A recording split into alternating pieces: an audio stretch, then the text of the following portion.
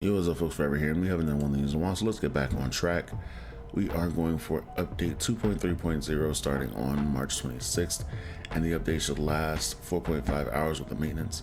We're getting a Star Bloom Festival as well as the Dimensional Trial leaderboards and the arena leaderboards, as well as 2 new arch bosses coming with the end of the milestone. We have a Tico's Talk, which we're not going to talk about in this video, and we have an Iron Soliciting, which we're also not going to talk about in this video.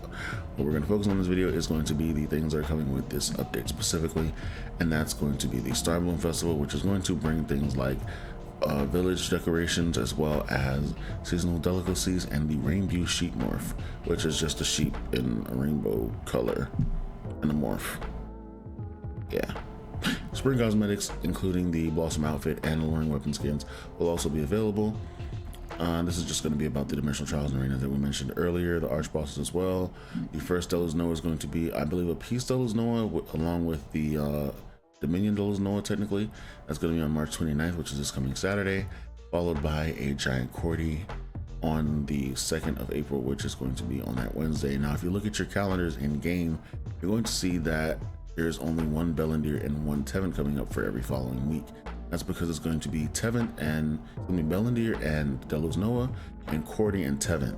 So you're gonna have to pick which boss you want to go to, which boss you're gonna want to burn down in Zerg or whatever have you.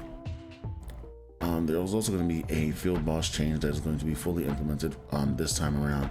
Recently, on the 20th of March, the minion boss HP was slowly decreased after 20 minutes have passed until they have 10% remaining.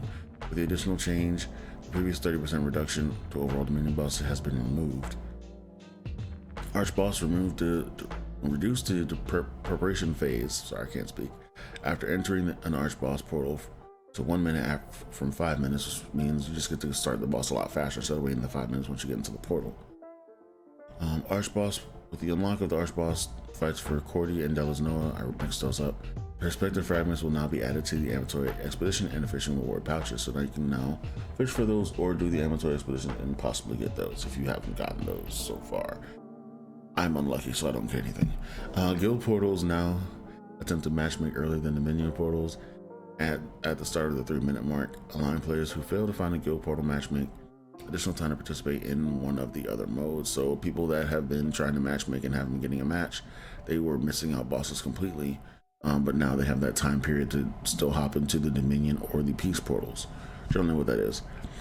The arena, they've anonymized the names of arena opponents during the matchmaking and the mid-match screens, but at the end you'll be able to see who you beat up pretty much, or who you got beat up by. They've adjusted the Python in Burkant Manor that it could be appear floating in midair at lower graphic settings. They've done some stuff with cooking. They've added a life change, quality of life change for Twisted Laboratory Kaiser Crimson. They added the fear mechanic where there's now numbers over the head of the mechanic when you're being feared, and you have to decide how many people have to hop into the little circle. So that makes it a lot easier for people to run. People are having difficulty with that. I don't understand why. The improvements to Hall of Illusions, we saw that if you watch the Tico Talks, but that's also happening this one as well. They're making Umbrakan a bit easier to fight at tier 5, and he's going to be a lot easier to fight at the lower tiers as well. Longbow is getting super nerfed, which is sad to hear because I'm a liberator. Deadly marker no longer stacks, so only one deadly marker will count when you add deadly marker, and then deadly marker is no longer affected by evasion, and the marker still missed based on weakness resistance. Added a weakness tag to the deadly marker tooltip. They're buffing Zephyr Snipe by 20% versus NPCs, Decisive Snipe by 25% versus NPCs, Brutal Arrow by 100%.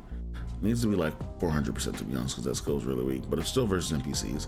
Strafing is going to get a 10% buff to NPCs as well. Curse Explosion, improved hit area detection for instant damage, and then just a bunch of extra quality of life stuff for the in-game. So yeah, that's pretty much it for the update notes.